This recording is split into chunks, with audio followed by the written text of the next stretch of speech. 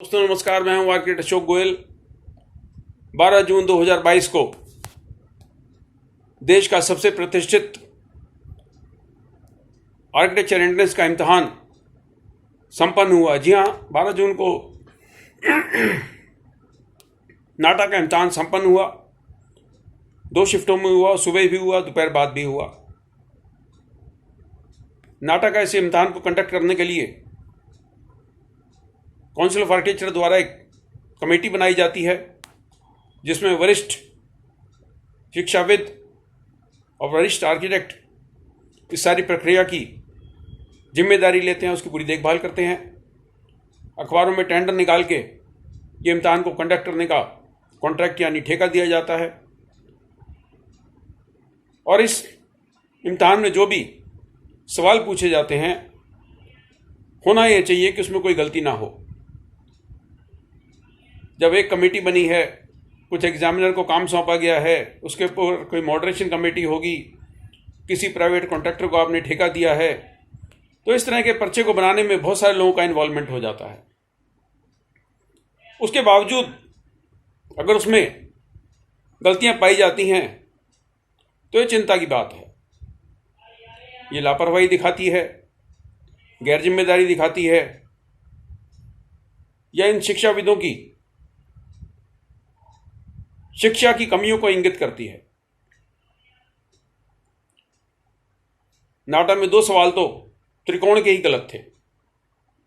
एक सवाल में त्रिकोण की भुजाओं यानी त्रिकोण की साइड्स यानी ट्रायंगल की साइड्स के रेशो बताए गए थे, उसका पैरामीटर बताया गया था और उसका एरिया पूछा गया था, जिसका उत्तर गलत दिया गया था।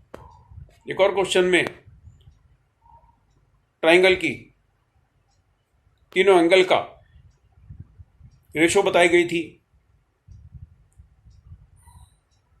और सबसे छोटे एंगल का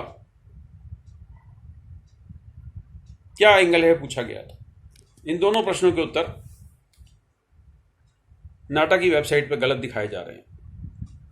एक अन्य सवाल था जिसमें पूछा गया था, एक चित्र दिखा के इसमें क्या क्या चीजें हैं, और उसमें कहा गया कि ये 2 पॉइंट पर्सपेक्टिव है, जबकि वास्तव में हमारे दृष्टिकोण से 1 पॉइंट पर्सपेक्टिव है।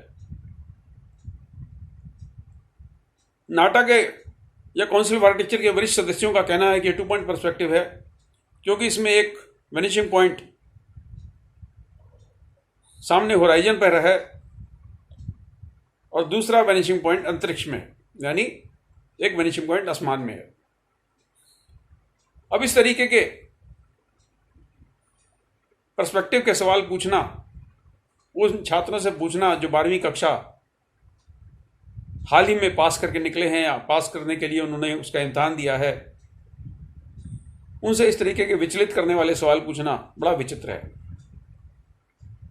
अब ये कहा जा रहा है कि जिन लोगों के उत्तर गलत हो गए ट्रायंगल के दोनों सवालों में, उनको पूरा बेनिफिट दिया जाएगा, यानी उनको नंबर दे दिए जाएंगे।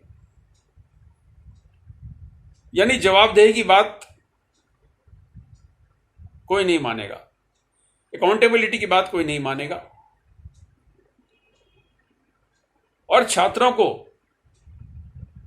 ये उत्तर देने के बाद, अपना सही उत्तर देने के बाद, जब वेबसाइट पे दिखाई देगा कि उनका उत्तर गलत है, तो उनका कितना मानसिक उत्पीड़न होगा, उसके हट जाने की कहीं बात नहीं आती। आर्किटेक्चर एंट्रेंस का जो भी इम्तिहान हो या कोई और भी एंट्रेंस इम्तिहान हो, देश भर के छात्रों का उस पर्टिकुलर कोर्स में एडमिशन के लिए उस इम्तिहान पर निर्भरता बनी होती है। महीनों से, कई बार सालों से ये छात्र उसकी तैयारी करते हैं। 100-125 प्रश्न अगर इन पेपर सेटर से नहीं बनाए जाते तो इनकी काबिलियत पर, इनकी कार्य क्षमता पर, इनकी जिम्मेदारी और गैर जिम्मेदारी पर प्रश्न चिन्ह तो लगेगा ही। मैं सिर्फ आर्किटेक्चर एंट्रेंस की नहीं, और भी बहुत सारी एंट्रेंस की किताबों पर काम करता रहा हूं। हमारी कई पुस्तकों में 1,500 से 2,000 प्रश्न सम्मिलित होते हैं। हमारी बहुत छोटी टीम है, उसके बावजूद हमारी पुस्तकों में क्वेश्चंस के गलत आंसर नहीं दिए जाते।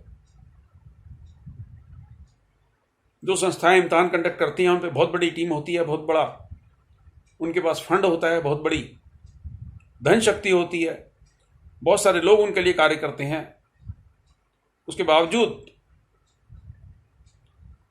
उनके पर्चों में त्रुटियां पाई जाएं,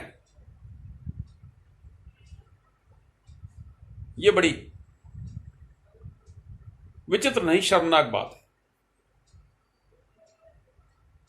मैं हमेशा से आईआई वालों से और काउंसिल ऑफ आर्किटेक्चर वालों से निवेदन करता रहा हूं कि हमारे देश में विद्वानों की कमी नहीं है। आप जिम्मेदार लोगों को कार्य सौंपिए ताकि इन प्रतिष्ठित संस्थाओं की प्रतिष्ठा बरकरार रहे। शुभकामनाएं, नमस्कार।